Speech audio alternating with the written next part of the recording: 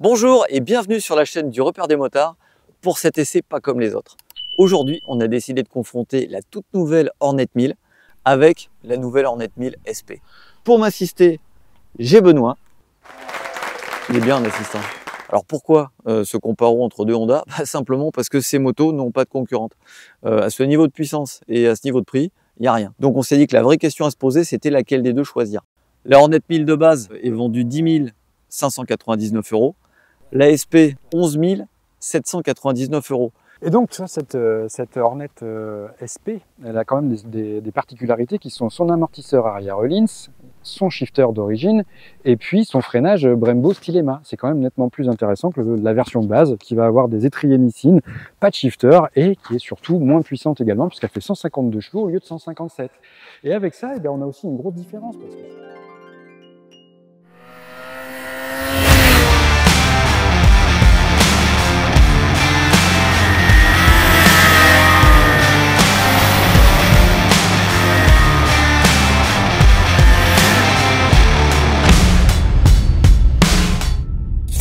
Oh, Steph, Steph, Ouais. Tu es là ou pas? Ouais, non, moto très complète. Même au point de vue de l'électronique, tu vois, à ce prix-là, franchement. Plusieurs modes, un mode rain, un mode standard, un mode sport, des modes user. D'ailleurs, ce serait peut-être bien qu'on aille essayer ça. Bah, let's go. Allez, c'est parti. Alors, qu'est-ce qu'elle raconte de beau, cette Hornet 1000 SP en ville? C'est vraiment une Honda. Ça fait 5 minutes qu'on est dessus et on a l'impression de l'avoir toujours connue. L'équilibre est excellent, les commandes sont douces, ça fait ce qu'on veut au moment où on en a envie. Et la souplesse du moteur, ça va être la même que sur la standard, hein, mais voilà, 6ème, je suis à 1500 tours. On va baisser même juste pour le fun. Allez, 30 km/h en 6ème à 1000 tours. Et ça repart, il n'y a pas de vibration, il n'y a pas d'à-coup. Bon bah voilà, c'est un 4 cylindres quoi. Tu sens la différence de qualité de suspension quand même. Bah si, c'est flagrant. C'est flagrant parce qu'en fait le toucher de route n'est pas le même. On est un peu plus posé vers l'avant. En mode standard, faut pas chercher à monter les rapports en accélérant trop fort. Par contre sur les mi-régimes, le shifter fonctionne vraiment très bien. Bon, freinage, pas de soucis. L'arrière fonctionne très bien aussi. Je me sers que de ça. Et on sent que l'amortisseur en fait travaille mieux, il s'écrase pas dès qu'il y a un trou. Franchement, l'agilité et le naturel avec laquelle elle se prend en main, c'est assez bluffant. Alors par contre, le même phénomène sur la SP que sur la version de base. La selle, c'est du merisier, elle est en bois tendre.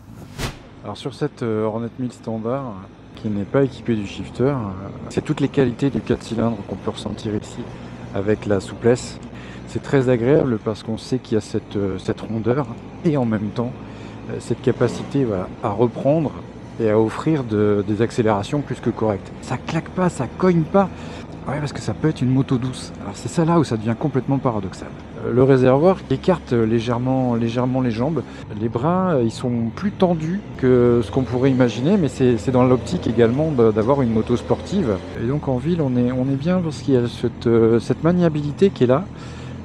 Franchement, on n'a pas forcément l'impression d'avoir une 1000, c'est absolument pas pâteau, c'est pas lourd. Elle colle un peu moins au bitume en fait. C'est même pas une question d'agilité, c'est pas une question de ressenti au niveau du poids, mais peut-être de naturel avec lequel elle s'inscrit. Alors c'est pas les mêmes gommes, donc les profils des pneus sont différents aussi, ça vient peut-être de là. Ouais, ça tabasse un peu plus qu'avec la SP quand même, quand tu passes sur les trous et les bosses. Ah, ça reste facile, alors c'est marrant, autant je la trouvais en manœuvrant dans le parking limite plus facile, autant là quand je fais des gauches-droites, et ben, ça résiste un peu plus qu'avec la SP. Et je pense qu'on sent qu'elle est moins tenue, un peu moins basculée sur l'avant. En fait, ça a beau être la même fourche, les settings de fourche sont pas les mêmes. Ça va être intéressant de voir à l'attaque ce que ça donne. Bon, on a vu ce que ça donnait en usage normal.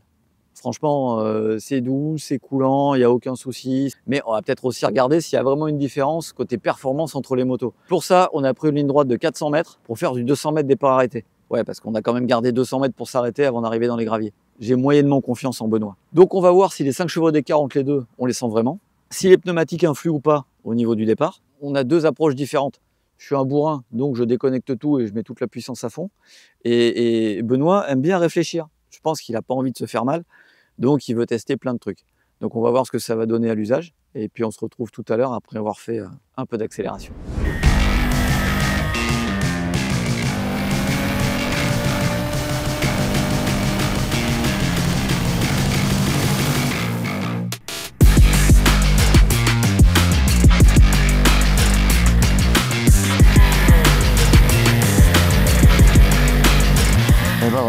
parti pour le 200 mètres départ arrêté. Benoît sur la version normale, moi sur la SP. Chaud comme la braise. Et c'est parti.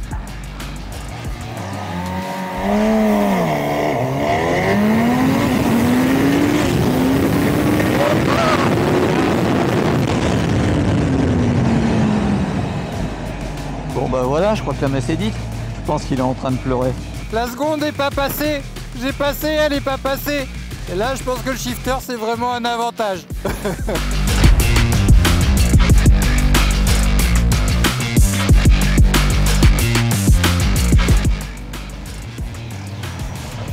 Et c'est parti!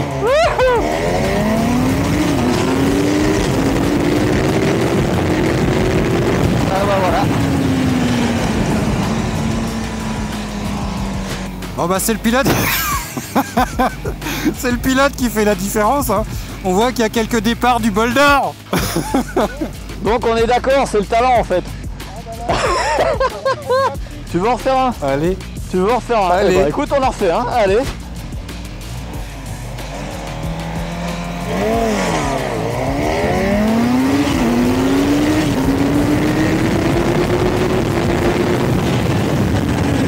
À 190 en vitesse de pointe quand même. Alors, qu'est-ce qu'il va avoir comme excuse cette fois? Bah il y a ce cause et puis il y a ce cause moins. Bah alors, hein, c'est la moto qui fait la différence. T'as senti les 5 chevaux ou pas? J'ai surtout senti que quoi qu'on fasse, t'étais devant. Mais ça veut dire aussi que les motos, il n'y a pas tant de différence que ça. Parce que dans l'exercice, en l'occurrence, l'accélération, elle tient aussi bien à la motricité, la confiance que tu vas avoir, surtout en fait de pas te retourner. Je crois que c'est pas un secret, tu maîtrises quand même un peu mieux les motos sur les roues arrière que moi. Moi, j'aime bien ça, mais je suis pas non plus un fan. Ce qui fait que je te regardais souvent de derrière. Bah, à un moment, en fait, pour faire la différence, tu es obligé d'enlever le contrôle de traction qui enlève également l'anti-walling. Donc ça veut dire qu'il faut tout gérer avec la poignée de gaz et avec le frein arrière. Quand tu fais ça, la différence entre les motos, elle n'est pas abusée. Tu sens un petit peu quand même que ça manque sur la version de base par rapport à la SP à certains régimes, mais c'est vraiment léger. Là où je sentais que je perdais le plus de temps avec la version de base, c'est sur le shifter. Le fait qu'il n'y ait pas les changements de vitesse automatiques, tu perds un petit peu, quoi. Et effectivement, le côté moteur un peu plus rempli, on peut le ressentir, mais c'est pas forcément quand on met à toc. Quand tu mets la poignée dans le coin, de toute façon, elle lève. Je veux dire que t'es l'anti-patinage, pas l'anti-patinage, ce que tu veux. Puis alors, ça lève en 1, ça lève en 2, ça lève en 3, et en 4, elle hésiterait presque à y aller encore. Ce qui est surtout impressionnant, c'est que t'as pas l'impression de te mettre en danger. Et c'est un petit peu ce qu'on disait sur la route. Le couple arrive un petit peu plus tard dans la plage de régime. Tu sens que c'est vraiment un 4 en ligne avec un calage des plus classiques. Et du coup, ça se réveille plutôt vers 6000 qu'à 3000. Mais quand on fait ce genre d'exercice, c'est un avantage. Parce qu'en fait, tu n'es pas débordé par le couple dès les bas régimes. Et ça se gère plus facilement dans la manière dont ça arrive. Par contre, une fois que tu es dans les tours, méfie, hein, parce que... Les valves, quand elles s'ouvrent, on le ressent et ça apporte un agrément supérieur par rapport à la version standard. Ça, c'est pas vraiment discutable, mais par contre, ça va vraiment être pour les utilisateurs expérimentés, je pense, qui vont vraiment réussir à tirer le meilleur. Toi, tu as essayé les deux réactivités de la poignée de gaz, en moyen et en full. T'en as pensé quoi? Il y a une réelle différence. Personnellement, moi, je préfère quand c'est en full, c'est-à-dire qu'on a tout à fond parce qu'on arrive à bien doser. Quand j'essayais de te rattraper, quand j'étais en intermédiaire, eh ben, je me disais, mais mince, j'avais pas réalisé tout de suite qu'on avait mis des réglages. J'ai repris tes réglages parce que je me disais, il arrive à le faire, on va rester à équivalent. Et moi, je les exploitais moins bien, ce qui fait que j'arrivais pas forcément à rattraper. Et là, on sent qu'il y a, au niveau de l'électronique, tu as une gestion qui fait que tu accélères plus délicatement. Mais en même temps, c'est fin, puisque c'est flagrant quand tu as quelqu'un en repère. Mais quand t'as pas la même moto en full à côté, ça se voit pas non plus automatiquement. Non, au niveau des sensations, après, ça va vraiment être au niveau de la rotation de la poignée parce que l'accélérateur, il est très précis. Tu as l'impression d'avoir un câble. Bon, par contre, là, on a regardé ce que valait le moteur. Mais moi, je te propose d'essayer la moto vraiment en configuration. Enfin, on va mettre un petit peu de gaz, quoi, tu vois. Alors, cette nouvelle Hornet 1000 à l'attaque, qu'est-ce que ça donne? Déjà, ça donne un moteur qui marche méchamment, quoi. Alors certes, faut être dans les tours. Voilà, au-dessus de 6000, ça se réveille vraiment. Il faut que je me souvienne que j'ai pas ni de shifter, ni de downshift. Les pneus, une fois en température, ils tiennent. Alors par contre les Dunlop ils donnent pas énormément de ressenti. Ça bouge un petit peu sur les bosses. On va voir si ce sera mieux avec la version SP. En tout cas la version normale déjà elle est d'une agilité redoutable. Le moteur, voilà, le moteur il marche fort.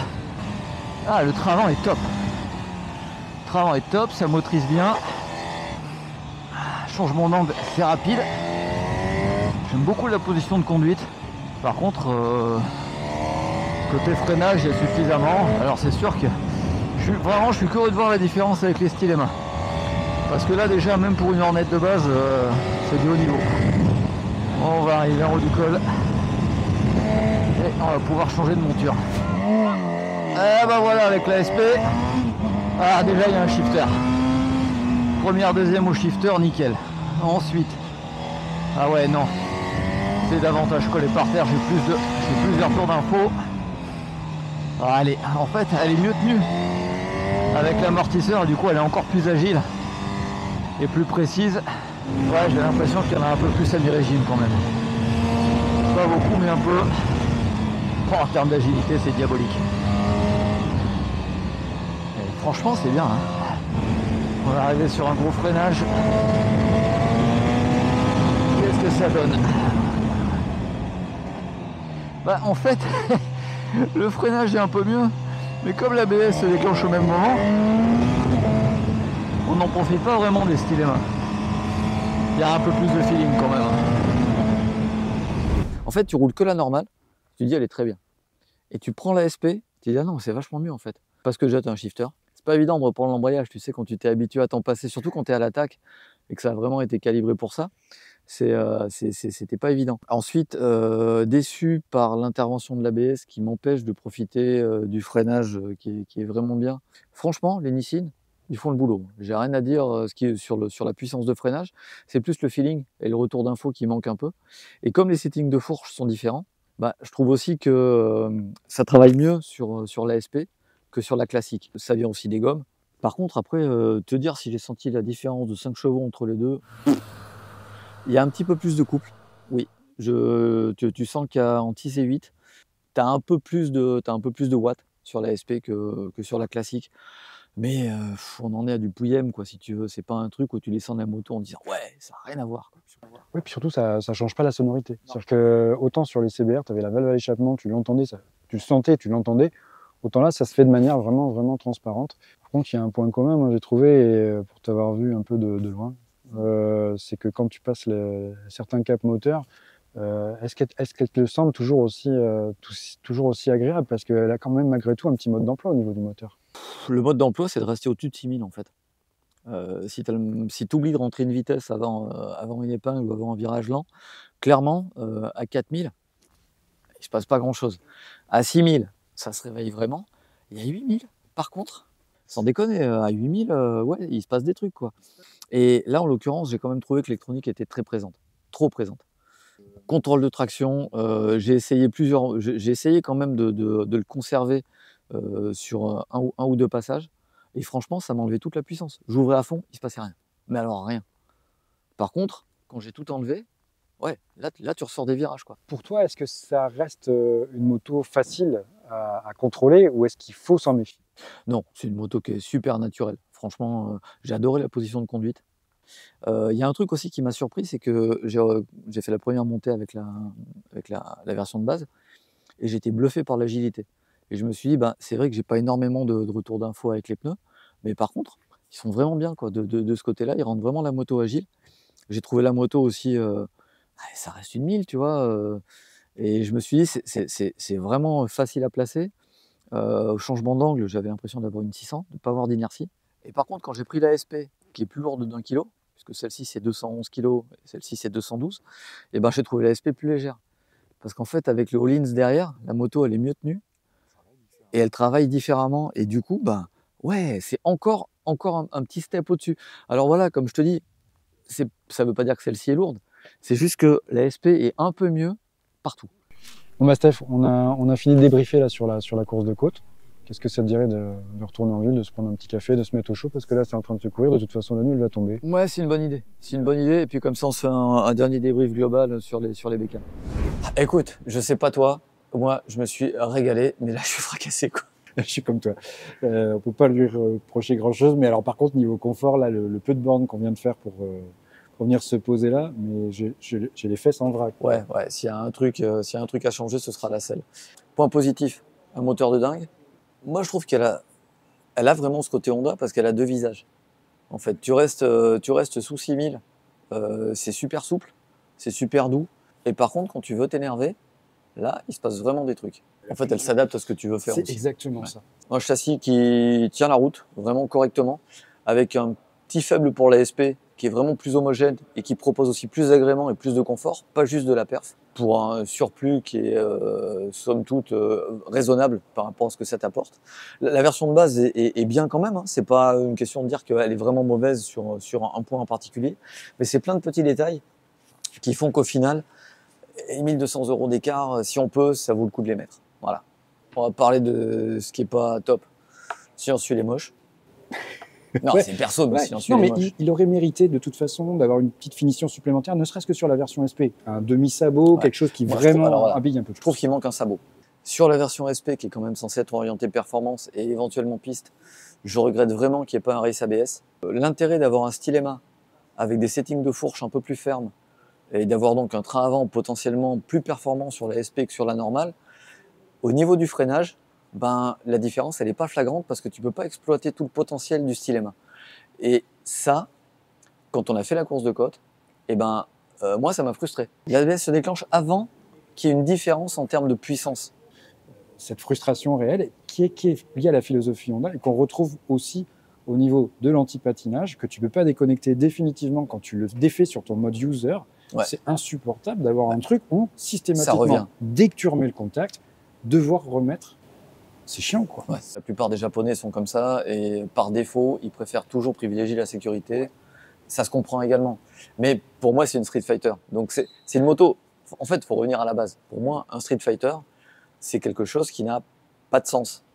C'est un truc qui est là pour te procurer de l'émotion et des sensations. Parce que 150 chevaux sur un roadster, on est bien d'accord, ça sert à rien. Oui. Faut juste comprendre que c'est pas une moto pour les très bas régimes. Voilà, ça n'a pas le caractère d'un crossplane chez Yam, mais ça a ce côté, c'est plus facile par exemple qu'une MT10. Il faut aimer le caractère du 4 en ligne, mais c'est un vrai 4 en ligne à l'ancienne. Oui. Donc bon, en gros, on valide. Ah ouais, plus que validé là. Allez, plus que validé. Au prochain essai.